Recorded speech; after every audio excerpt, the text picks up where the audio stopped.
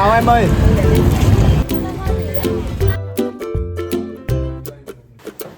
Đấy chị đã nấu giỏi quá.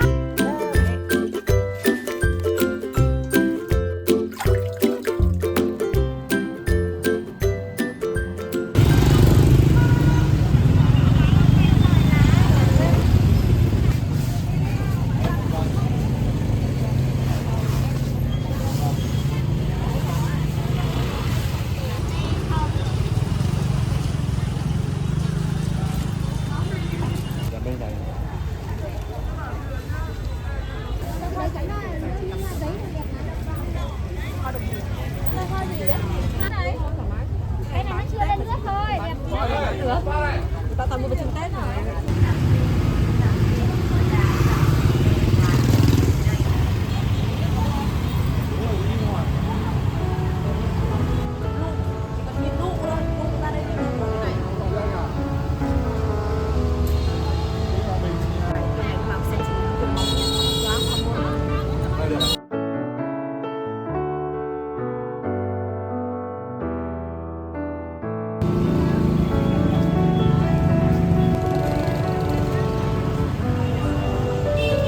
Chào chị ơi. Chào em ơi. Thôi đi.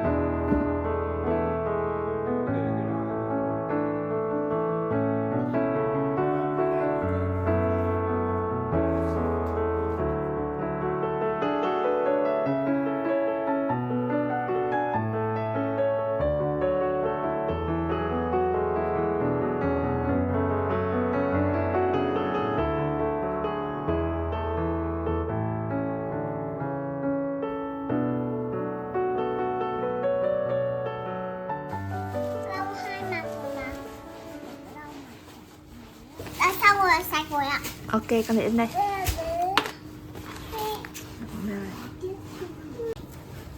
Phải luộc lên thì mới được ăn được. Thật là khô á.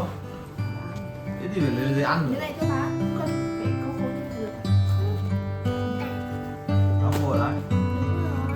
Đây là lúc mẹ lau lên nào. Nấu nóng Cho không? con nhau. Đây cho con một thẻ đây. Giá này có vừa đủ không ạ? Hai con vừa lên trên chân lớn rộng. Con vừa bên lên chân lớn rộng. Để vậy con lau đi. Đây, lau gì? Không phải vậy nó lau. Lau gì đủ. Mấy chị nào? Mày thích màu vàng.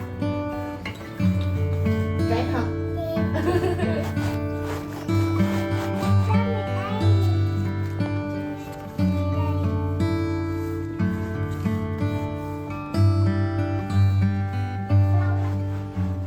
Em không đây lau.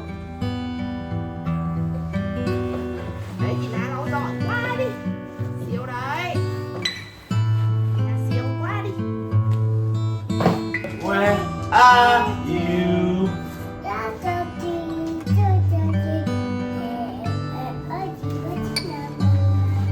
Nhưng mà con thích màu nào trước?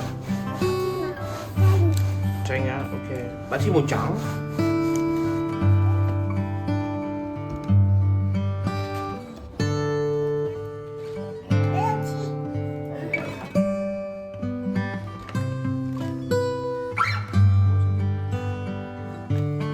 Hỏi bảo là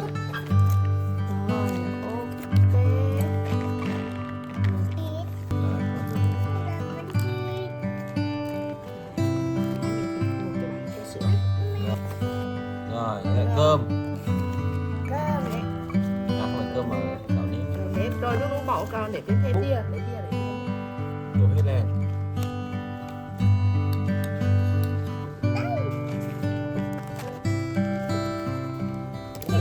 Nó lạt nhỏ hơn không?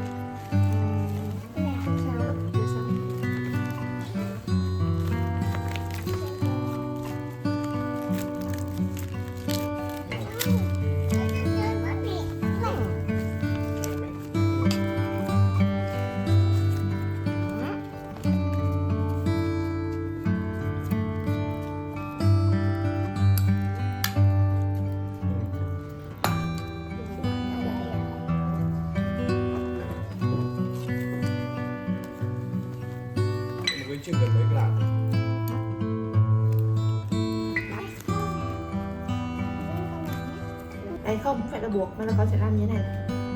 Xoắn vào. Xoắn lại làm con xoắn lại nhé. Dạ.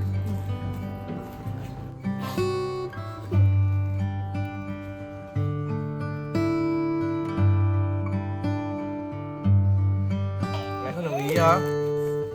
Mẹ không đồng ý gì đấy?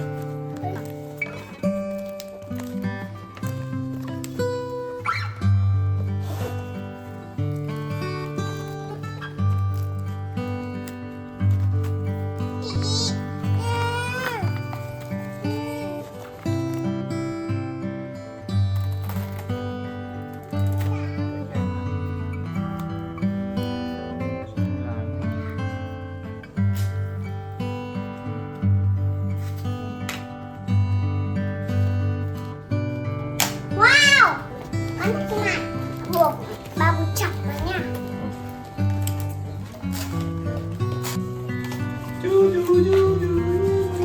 Lu nhìn này. Nhẹ thôi là mạnh quá nó hỏng. Phải không? Mẹ ơi, con cho vào đầu này. Sự thật là làm thì ít mà phá thì nhiều. Buổi làm bánh chưng nó trở thành một buổi quét nhà và làm trâu. Luôn nhìn này. Kéo nhẹ thôi nhá. Này cho con này. Bum.